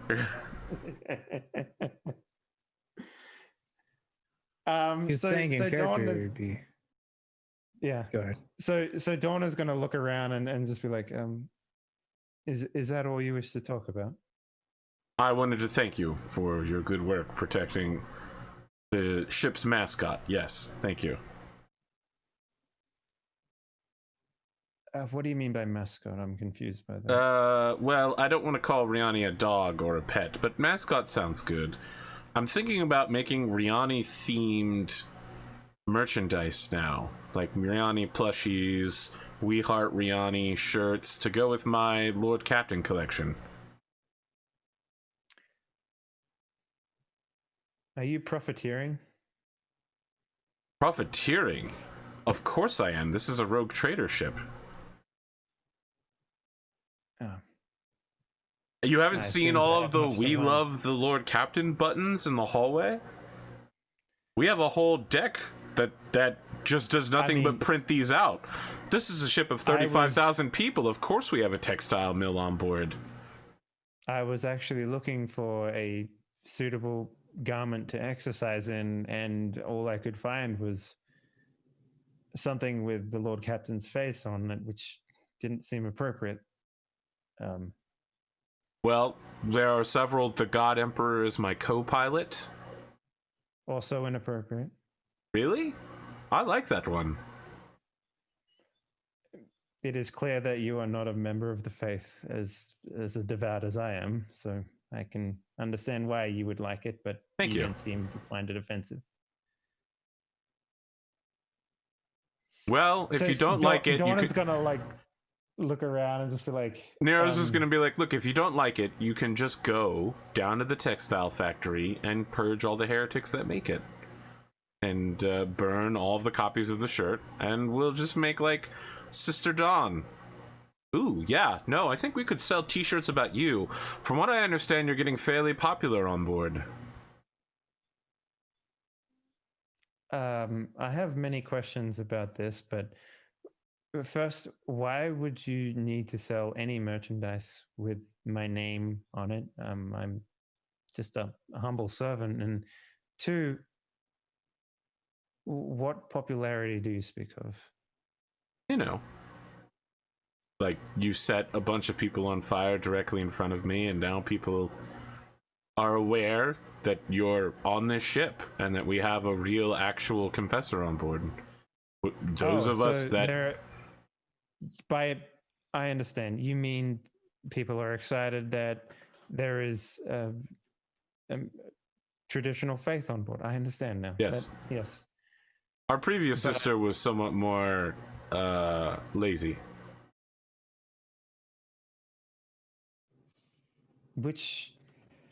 In what way was she lazy? She never did anything. She did one or two things sometimes. If you threatened her enough. No, there was not a single service on the ship. That seems strange. Yes. Was she a member of the crew? Was she here as confessor? She's here to follow the Lord Captain around and make sure he breathes properly. Oh, I see. I understand. We left her on a shithole somewhere. Regina 4. It was very funny. Again, she'll sort of like look around to see if anyone else needs her, and she'd be like, I assume... Look, if you need to exit this conversation, please feel so. I just wanted to acknowledge thank you. I don't mean to cause you any... Many people are uncomfortable talking to me, Don. It's quite all right if you have something better to do. Well, we just went from talking about something very extreme, and the Lord Captain is literally sitting right over there, and we're talking about how you wish to use my face on a series of shirts. We use his face on shirts too. He's a very popular character. I mean, look at him from this angle. With the Vox light glinting off of him, it's blinking green glow. The way he just kind of sits in that chair, giving you absolutely nothing. You look at him, think, this is a man who's going to give you something, but then you realize he's going to give you nothing. Absolutely nothing. You win a shipwright status report? That's not going to happen. That's just the man he is. Sometimes he tells you to do things and it fills you with an unusual faith. Not all the time, but sometimes. It'll surprise you when it happens. The perfect model. I feel like you have some unrequited affections for the Lord Captain. Well, I wouldn't say affections, but I am coming around to the identite ideology, the faith. I think there might be something to it. Do I know anything about this faith? The identite stuff that he's mentioned? This is what Inessa with Pendergast was talking about. The sort of the extension of the Thorian belief that rather than waiting for the next Messiah, mankind is waiting for its next overall evolution. That like a group or maybe all of mankind will be the sort of the change that will lead humanity into the future. I see. Well, it is not my position to push you one way or the other. In fact, having a healthy understanding of the faith is very important. Perhaps we should talk another time when maybe we have a more private setting to discuss your actual understanding of the faith. Sure, how's dinner tomorrow? Inappropriate, I would say. We do business dinners all the time around here, Don. Lord Captain, do we do business dinners around here? Mainly you. See? It's pretty much always you. I appreciate that, Lord Captain. Someone needs to keep the ship moving.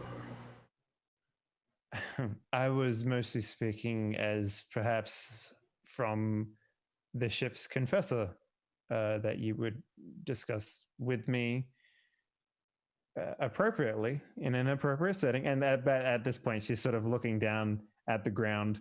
Like, I'm sorry, you want me to feet. confess things? I would like for you to have an appropriate adult conversation about the faith while looking at her feet. I'm just gonna say, like, I've been having conversations with the Inquisitor. I mean, I don't do anything heretical, Don. I'm very secure in my faith. No, I'd mostly kill heretics. It's like my primary job title. Forgive me, I'm not sure how to correctly say this, I guess. I would like an understanding of what you believe in, if that makes sense.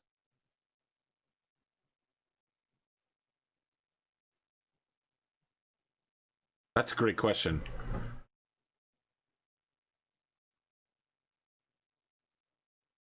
Oh, well, Nero just kind of starts looking around. He's like, wow, it's going to take a while to assemble this one. I'm going to need to write this one down. Somebody nearby calls out, we've got a Vox link with the planet. Very well, Master of the Vox. Should we answer it after the break? Yes. Absolutely. Thank you, Master of the Vox. Thank you, Nero. So Dawn is like, shit, thank God something pulled me out of this conversation. I wasn't sure how to leave this conversation. Hey, the Master of the Vox will always be a wingman. Thank you. Finger guns to Dawn. Finger guns back. I don't know. Just call me in 5 minutes. Why is chat saying that Nero is bad? Jesus. Come on, guys. Nero's over here like, yep, I worship the Emperor, and now you're like, I question your faith. Nero's like, okay. I kill people who question faith, so alright. We'll be back for the second half in about 8 minutes, where more faith might be questioned, more calls might be made, and there will be, I assure you, at least one more business meeting. Over dinner? Maybe, but definitely some sort of meeting. I will make it happen. I have the power to do that. Stick around for the boardroom part 2.